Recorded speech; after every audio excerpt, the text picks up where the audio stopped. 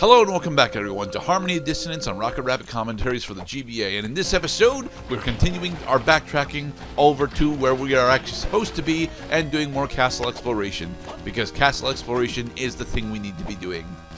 I know it doesn't sound like it's the thing that we need to be doing in these filler parts, but I promise you, castle exploration is very, very important.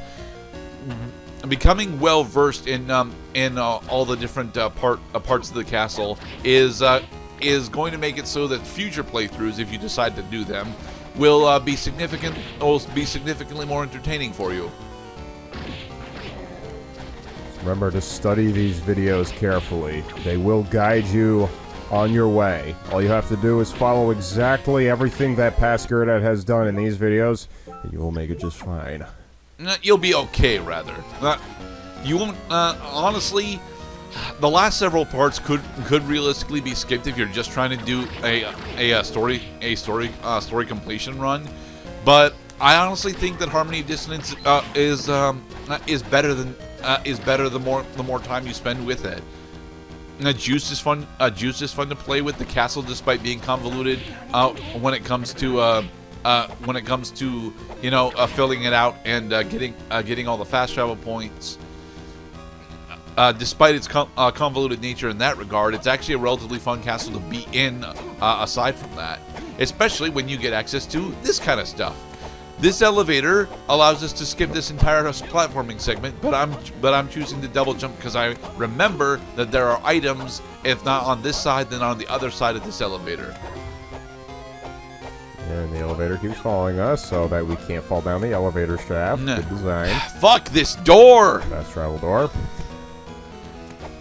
I seriously have issues with the fact that there are a bunch of those style of doors throughout the castle that we can see, but we can't actually interact with. Art Max.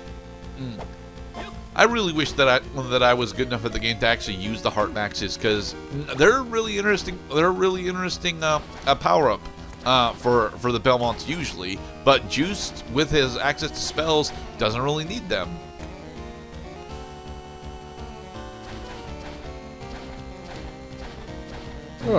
This is where the final boss of the game is going to be. Very red. It is important that you understand that this is where that is going to happen, because finding the center of the castle without knowing what this specific blockade means is a bit of a bitch, but.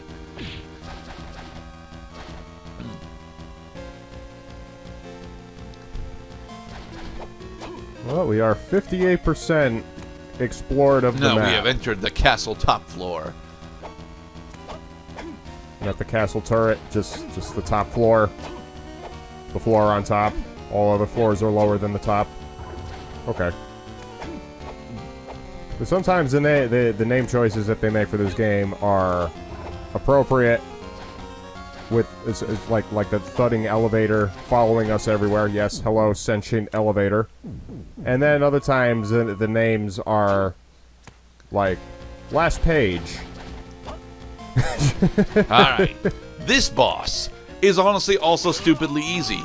This is also a boss that is entirely optional, at least if I recall correctly.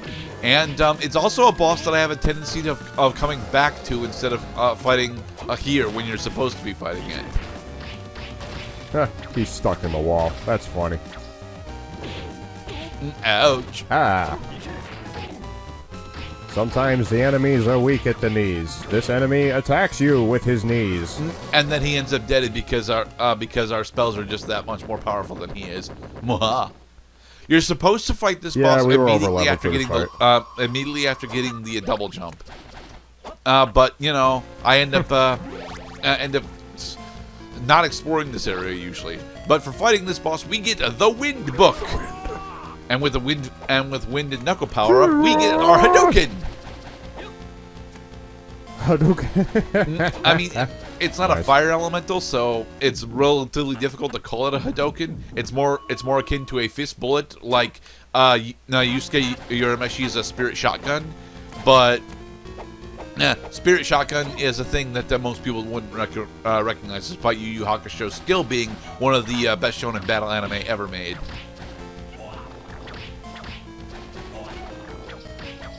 Have you ever seen Yu Yu Hakusho, dude? Oh, I remember Spirit Gun. I was there. Yu Yu Hakusho is fucking awesome. I've never actually managed to complete the series, though, sadly. I did at one point emulate the first season of Yu Yu Hakusho's video game, which was actually really short, but kind of enjoyable.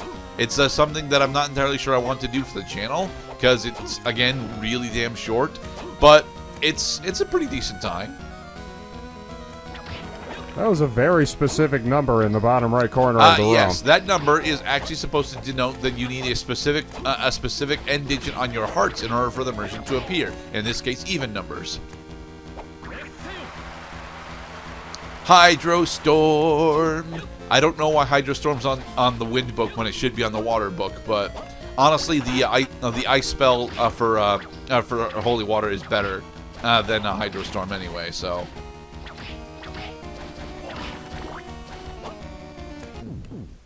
You can Kirby together a lot of interesting attacks with the combinations of spellbooks. But this wall, ugh. It is important that we know that that is there for when we actually get access to it. But right now, it is, you know, mostly superfluous.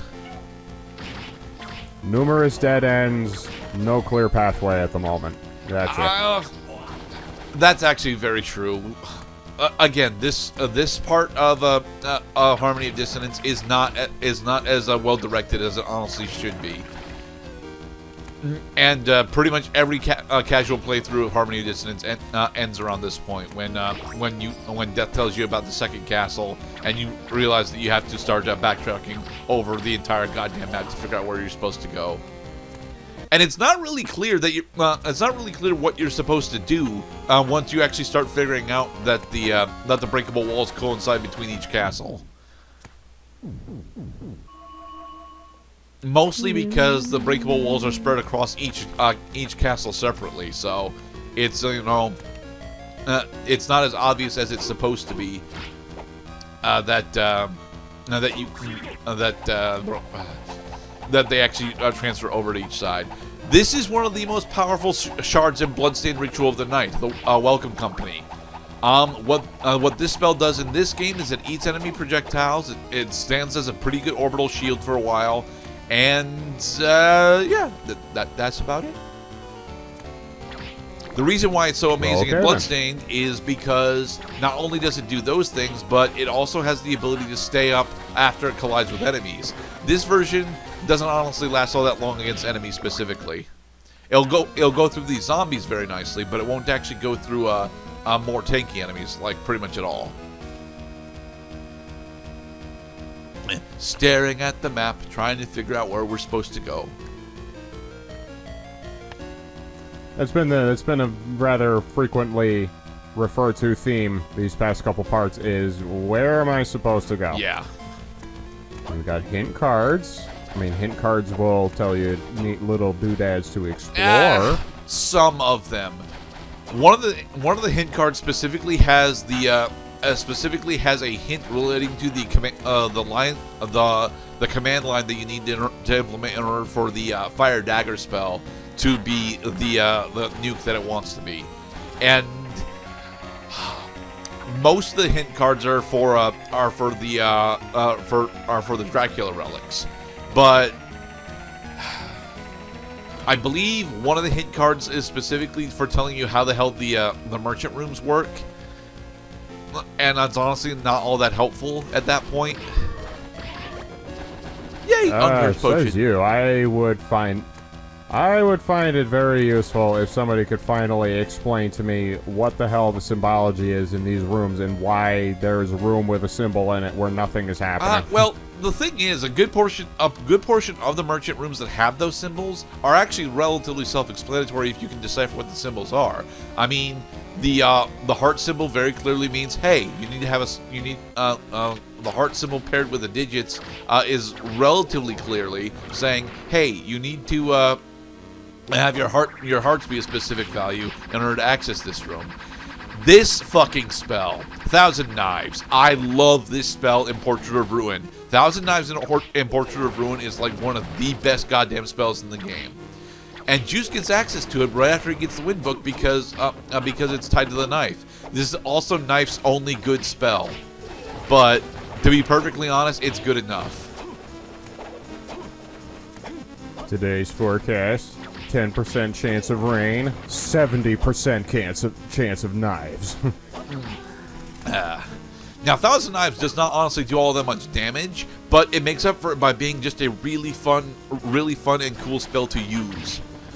The big problem that Harmony Dissonance has with it, with its normal enemy design, is that a lot of them, have various different levels of elevation that they sit at. So, a good portion of the grounded or lower altitude spells just end up not being worth it because they can't really hit the more difficult to deal with enemies, like Harpies, the upgraded Witch that we'll see later, and there's another specific enemy type. Oh, and well, honestly, Blaze Master is actually stays on the ground, but he's virtually immune to damage unless you're interrupting him, so that's his issue. I'm trying to get back to the Castle 2 teleport that is tied to the Luminous Cavern. It is this way. We are finally going the correct way. Meaning that next part will actually have plot stuff done. Ha ha ha! So, after 26 minutes of video, we have finally found the correct pathway. We're still not actually on the correct pathway, but we'll be getting there soon, okay?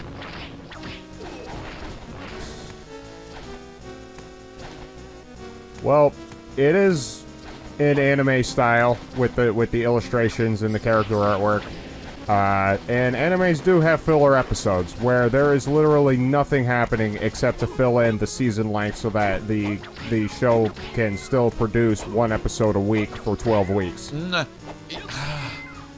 Although that is a common complaint about shonen battle anime, specifically, I honestly don't have that big a problem with filler arcs when it comes to shonen battle anime, because we get some of the most interesting concepts in them. For example, without filler arcs, we would not have Goku and Piccolo learning how to drive. Well, I mean, they never showed Michael Myers getting driving lessons in Halloween. It was just understood that he learned how to drive because all that Donald Sutherland had to do was say, he was doing very fine last night. Maybe somebody gave him lessons. That's it. That's all the explanation you need. Well, the thing is, Michael is supposed to be a slasher villain. So he's supposed to be, mostly human at that point, and has got a more or less humanoid backstory. Goku's entire character arc is his inability to do pretty much anything that isn't fighting. So him learning how to drive is actually relatively important, simply because it shows that his character is actually able to experience what would otherwise be normal human characteristics without the lens of world-ending catastrophes on the line. Goku, you can't relate to me. Why not? Because you've never been stuck in traffic. It sucks. Yeah, Thousand Knives does suck, okay? It is not a good spell, but it is the best spell that Knife gets. And it is really fun to use. Well, we did make we made short work of Ruler 2. Sword's additional pieces. We did almost no damage to Ruler Sword himself. I personally want a Thousand Knives to have a secondary spell in the air, where it does a minor version of the Fire Knife spell Screen Nuke.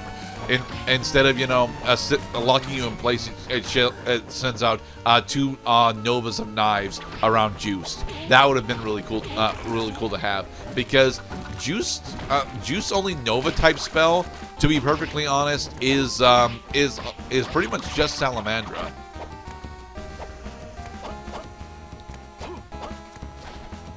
Oh, gold Medusas, excuse Yes, gold me. Medusa can petrify you. Normal Medusa heads do not. Come on, all the way up. You're never gonna catch me. Alright, in the next episode, we will finally do plot stuff. Be safe, everybody. Thanks for watching, everyone.